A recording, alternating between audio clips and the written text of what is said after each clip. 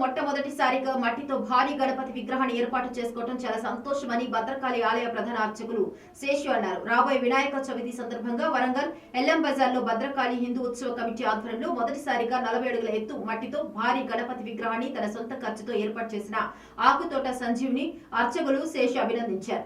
వినాయక నవరాత్రి ఉత్సవాలలో పీఓపీ విగ్రహాలను వాడుకుంటూ ప్రతి ఒక్కరూ మట్టి విగ్రహాలను పూజించాలని, పర్యావరణ పరిరక్షణకు సహకరించాలని ఆకుతోట సంజీవ్ విజ్ఞప్తి చేశారు. దీని వయసు ఎంత? కొన్ని లక్షల ఏళ్ళు. అంటే అయితే క్రమక్రమంగా ఏమిటి అంటే ధర్మశ్రద్ధ దాని మీద పడుతూ ఇవాళ కాదు కదా, కొన్ని వందల ఏళ్ళ నుంచి పడుతుంది. ఇనుప గోళాన్ని అగ్నిలో ఉంచితే ఎర్రగా కాలిన బయటికి రాగానే పరుల ప్రభావం మన మీద పడ్డా మన ధర్మ రక్షణలో మన అస్తిత్వాన్ని కోరుకోకుండా మన భారతీయులు ఉంటారు. ఎల్లం బజారు కూడలిలో ఒక వినాయకుడి యొక్క నవరాత్రులతో ధర్మ జాగరణ అనేది జరగాలి, ధర్మశ్రద్ధ అనేది ప్రజల్లో పెంపొందింపజేసుకోవాలి. ఎందుకంటే సకల ధర్మాల వారు అందరూ పరమత సహనంతో జీవించాలి అన్న సదాశయంతో ఆకుతోట సంజీవ్ గారి యొక్క నేతృత్వంలో మన మడిపల్లి కృష్ణ గారు, నర్సింగ్ గారు, పిట్ట నరసింహరావు గారు, మా అందరి గురుతుల్యులు,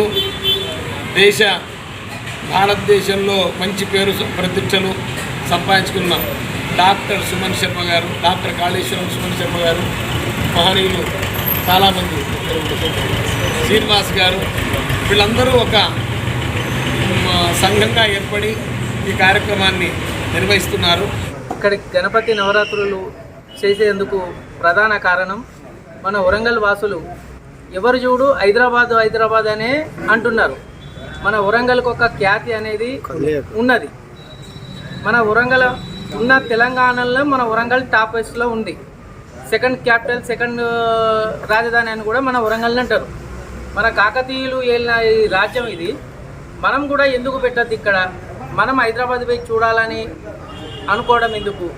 మనం కూడా ఇక్కడ పెట్టాలని మట్టి విగ్రహంతో 40 ఫీట్లతో ఫస్ట్ స్టార్ట్ చేసి అమ్మవారి ఆశీస్సులతో భద్రకాళి అమ్మవారి భక్తుడిని నేను భద్రకాళి ట్రస్ట్ బోర్డు మెంబర్గా కూడా చేశాను. దైవ కార్యక్రమాలలో ముందుంటాను.